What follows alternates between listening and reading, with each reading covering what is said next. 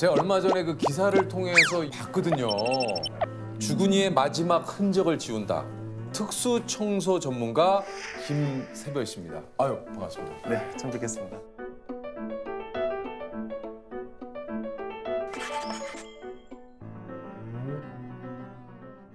직접 좀 소개를 좀 해주시죠.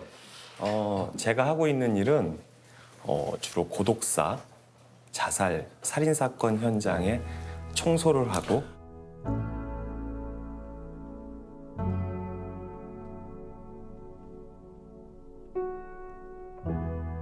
일주일 안 됐겠어? 일주일이 뭐야? 2주일 넘었네?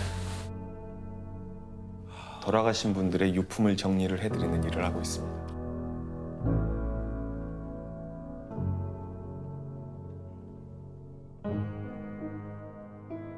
이게 그러니까 진짜 말씀하신 대로 아무나 할 수 있는 청소가 진짜 아닐 것 같네요. 그렇죠.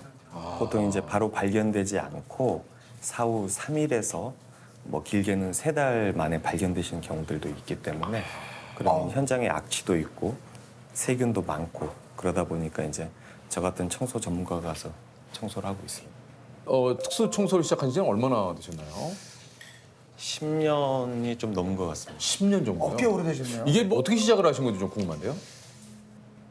이제 기존에 제가 장례지도사로 장례식장에서 근무를 하면서 예.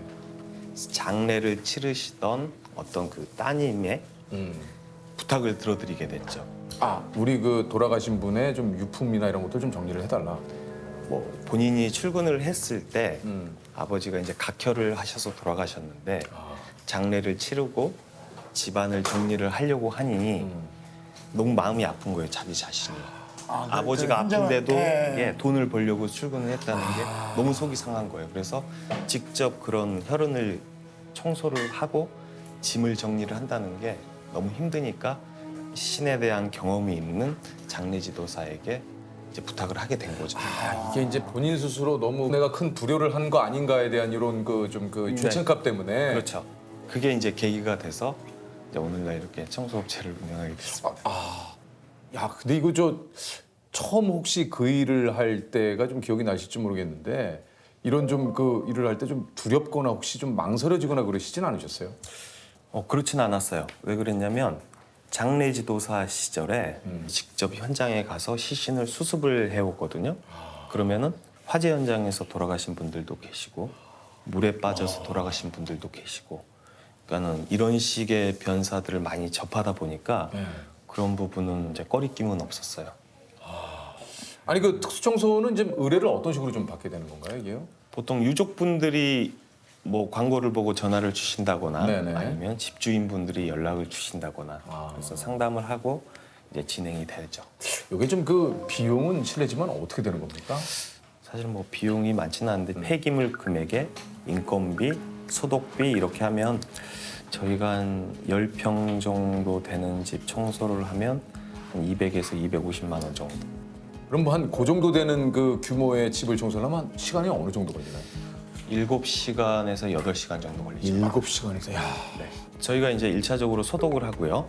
소독을 하고 현장에 진입을 하죠. 네. 이제 간단하게 묵념을 하고 일이 시작이 되는데 모든 짐들은 전량 비닐 포장을 해서 반출을 해요. 네.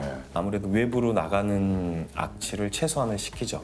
근데 요즘 같은 날씨는 이제 더워서 에어컨들을 틀고 지내시니까 문들을 닫아놓지만 봄, 가을 정도 되는 계절에는 창문들을 열어놓고 그쵸. 생활하시거든요. 네네.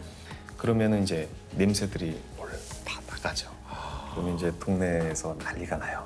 아무리 조심해서 한다 하더라도. 네, 아무리 조심해도 이제 소금 맞는 거죠. 그럼 우리 특수청소부 분들한테 이렇게 소금을 뿌리세요? 뭐 좀 그런 분들도 계시고. 네. 저도 잘은 뭐 경험해 본 적이 없으니까. 근데 그 청소를 하고 나면 몸에 그 냄새가 밴다고 막. 냄새가 많이 배죠. 뱀니까? 네. 뭐 귓속같이 냄새가 나니까요. 에? 근데 이제 그게 그런 냄새가 힘든 것보단 그 주변 사람들의 이렇게 좀 냉랭한 태도가 좀 제일 힘든 것 같기는 해요. 우리 집 앞에 차 대지 마라. 뭐 이런 것부터 시작해서 냄새 나니까 도대체 언제 끝나냐. 우리 집 앞에 소독해라 뭐 이렇게 말들이 나니까 이런 식으로 좀 대해주시는 게 좀 제일 힘든 것 같기는 해요. 한편으로는 이제 그분들의 마음도 이해는 합니다만, 그렇죠. 예, 돌아가신 분의 마지막 정리하는 걸 조금만 좀 이해를 해주셨으면 하는 또 마음도 또 있는데, 예. 아 그러면 참 진짜 그 오해할까봐 그 직업을 그냥 다른 직업이라고 얘기하신 적은 없으세요 예전에? 이제 저런 적은 있어요. 예. 이제 병원 앰뷸런스 운전한다고 말씀을 드렸죠. 아무래도 그게 좀 좋지는 않거든요. 시선이 보통 보면 못 배우고 좀 이런 뭐 정말 직업적으로 가진 거 할 없는 사람들이 그리고 야 빌어먹더라도 그런 건 하지 말아라고 생각하시는 분들이 더러 있었기 때문에 완전 뭐 예. 잘못된- 그분들이 잘못된 거죠. 아주 예. 잘못된 거죠. 또 뭐 직업에 진짜 말 그대로 우리가 늘 들었지만 귀천이 어디 있습니까? 혹시 좀 모든 현장이 다 이렇게 뭐 사연이 있고 뭐 힘드시겠지만 이게 시간이 지나도 좀 잊혀지지 않는 그런 현장들이나 뭐 또 좀 기억이 좀 있으실 것 같아요. 한 10년 전쯤에 어머니를 이제 존속 살해하고 뭐 시신을 오랫동안 방치했던 아들이 이제 경찰에 붙잡히는 일이 있었죠. 아 이거 뉴스에서도 그 본 적이 있는 것 같기도 한데요. 반에서 1, 2등을 다투던 우등생. 하지만 어머니는 전교 1등도 아닌 전국 1등, 또 서울대 법대만을 강요했습니다. 이 비뚤어진 학벌 지상주의는 결국 아들이 어머니를 살해하는 끔찍한 결과를 낳고 말았습니다. 공부를 너무 강압적으로 시키다 보니까 발생한 일인데 그날도 이제 시험 성적이 좀 떨어져서 그날 혼날 거를 두려워하는 아들이 잠자고 있는 엄마를 살해한 경우죠. 그래서 이 김장용 비닐봉투에 꽁꽁 묶어서 안방에다가 이제 넣어놓고 그래도 냄새가 나오니까 방문을 실리콘으로 다 바르고 또 청테이프로 바르고. 근데 이제 이혼했던 그 아버지가 어머니하고 소식이 닿지 않자 이제 열쇠 수리공을 불러서 집을 따고 들어가게 됐고 그런 현장을 보고 이제 세상에 좀 알려지게 됐죠. 아 이게 어렴풋이 좀 기억이 나네요. 이게 8개월 동안 안방에 그 어머님의 8개월이요? 예, 이 시신을 좀 방치를 하고 그래서 그곳을 또 특수 청소를 하셨군요. 네, 그렇죠.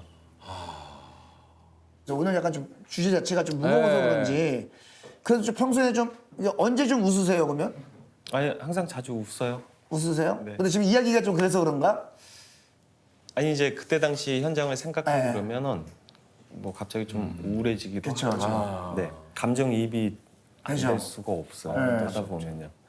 그런 경우 중에 하나가 저도 이제 몇 년 전에 딸아이를 키우고 있는 입장에서 저희 아이가 한 3살 정도 됐을 무렵인데요.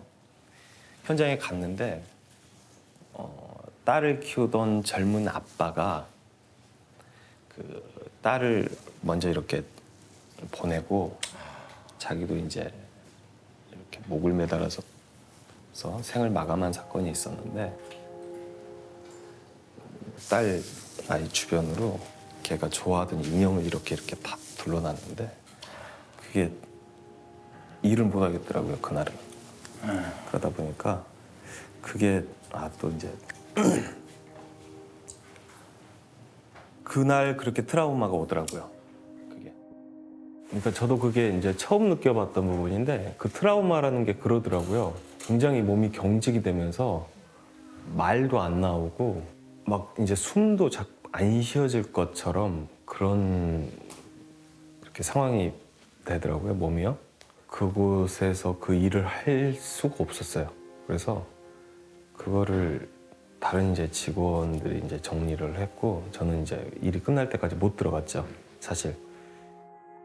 아무리 그렇더라도 그 아이들을 참 정말 예전에 제가 잠깐이지만 하루 정도 그 소방대원분들하고 이렇게 같이 촬영을 해본 적이 있는데 무조건 어떤 현장을 보더라도 빨리 잊으셔야 된다고. 이걸 잊지 못하면 이게 나중에 정신적인 트라우마로 와서 정신과에 가서 상담을 받는 분들도 계시대요. 그 소방대원분들 중에는. 마찬가지로 좀 그런 거에 대한 후유증이 조금 있지 않으실까요? 혹시 좀 감정적인 있으신가요? 좀 그런 걸 또 부분이나. 예. 잊기 위한 또 그래야 또 일을 하시니까. 네, 뭐 저는 이제 사실 화초를 많이 기르고요. 네. 텃밭을 좀 해요. 어. 그러다 보니까 그게 많이 잊혀지고 네. 다른 데 신경을 쓸 게 없이 그 화초 가꾸고 텃밭 가꾸는 게 굉장히 많이 도움이 되더라고요. 아, 그런 게. 네. 이게 좀 그 현장에서 유가족 분들을 마주치기도 하는데 뭐 여러 가지 또 일들이 좀 많이 있으시다 그래요.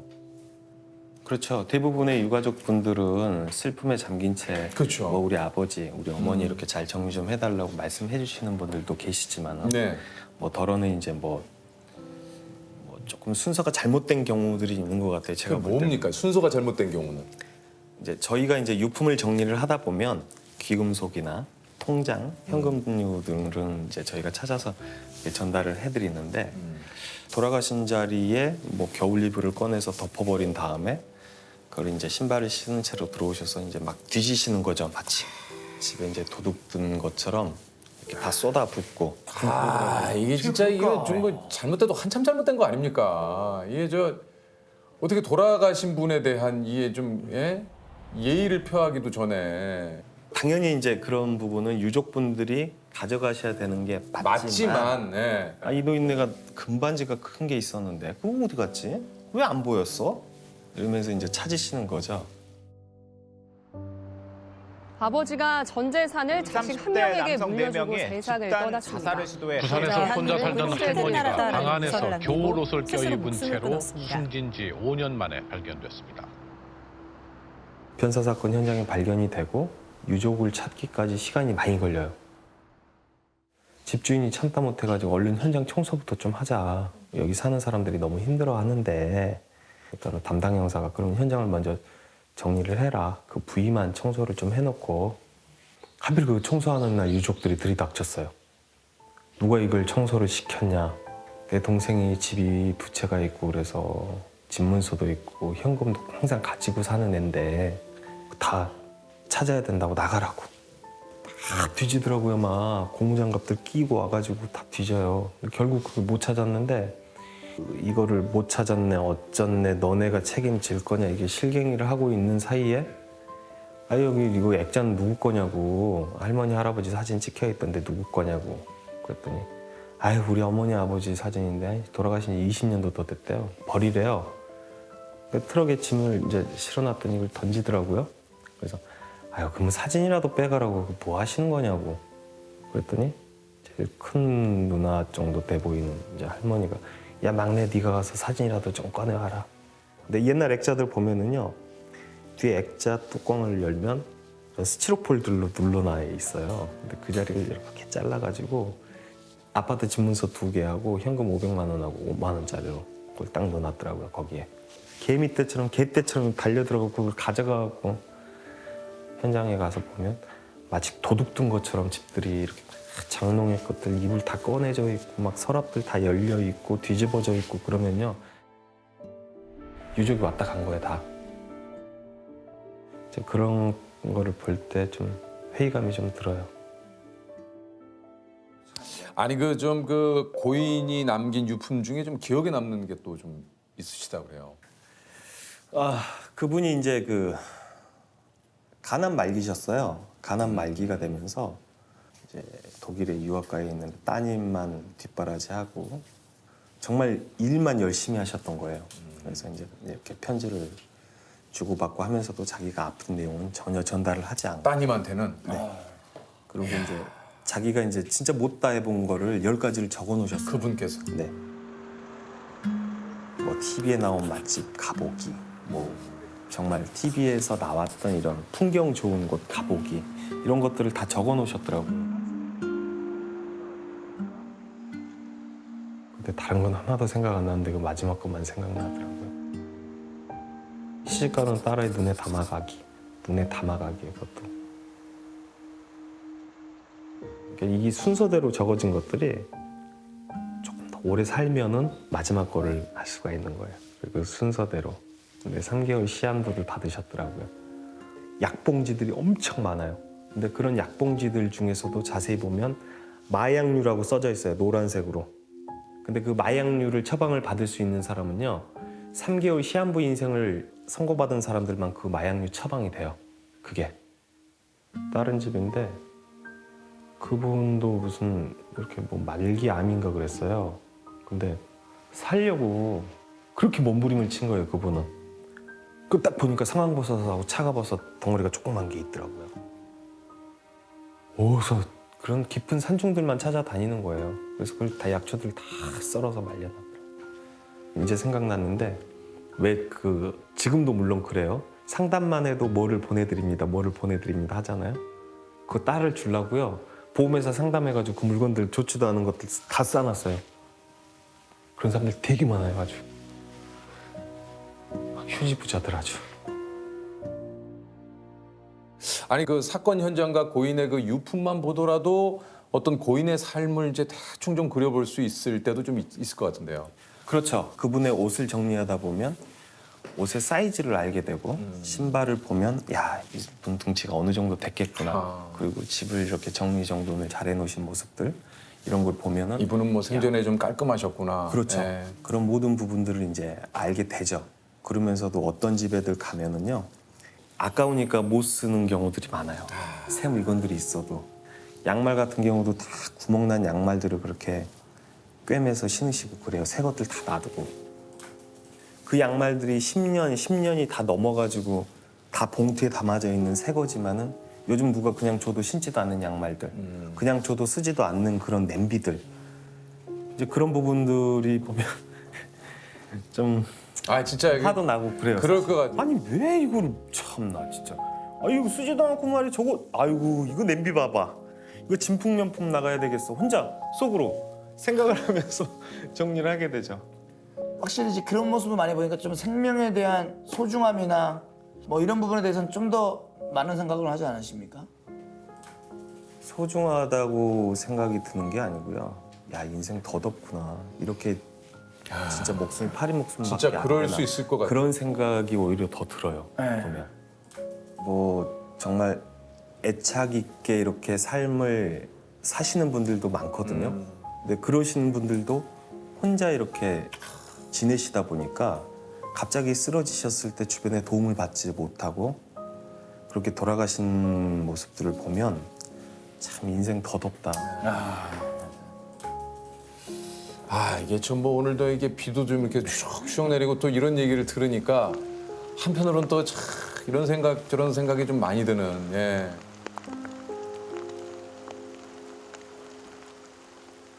이런 고독사의 현장들 대부분 가보면은요 다 술병이거든요.